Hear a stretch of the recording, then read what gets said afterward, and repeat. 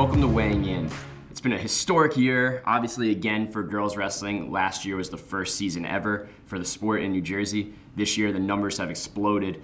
We've got more participants, more girls, a lot of excitement in the sport.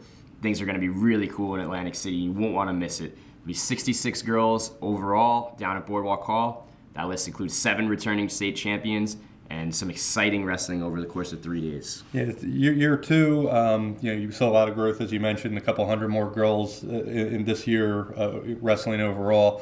They went to 2 sites for regions, split the north and the south. Now, instead of a 2-day tournament, it's going to be a 3-day tournament. Same number of girls per weight class. The girls are going to be on that one mat under the spotlight this year on Saturday afternoon, so that'll be really exciting. Let's talk about one girl, though, Pat, who's kind of been the face of New Jersey wrestling since it started a year ago. Yeah, that's Gonzalez from Phillipsburg.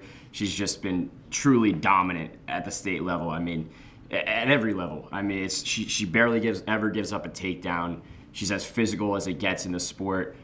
She's been an icon, truly. And if you're in Atlantic City, you won't want to miss Gonzalez. She's at 161 pounds. She's going to continue her career in college next year at Gannon in Pennsylvania. And Phillipsburg, right? That is wrestling central. Those fans love Gonzalez. She loves wrestling for Phillipsburg. And the thing I love about girls wrestling is the passion is there so much. And you certainly see that with all these girls. There's a couple more returning state champions, Bill. Hit on a couple of them. Yeah, I mean, 6 more, right? Now, how many are going to be able to repeat? I mean, a few in the lower weight. Sydney Petzinger at 100 pounds. Chloe Ayers from Princeton, whose family has been so instrumental in getting girls wrestling up and running. Her mom, Lori, who's on the seating committee.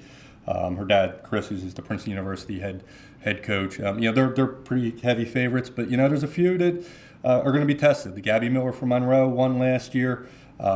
She lost the region final to Emma Matera of Delran in a great final at 135 pounds. Kayla Mungo from RV is she's at 215 pounds. Lower Cape May's Joel Klein has beaten her 3 times this year. Mungo had beaten her in a state semifinal a year ago.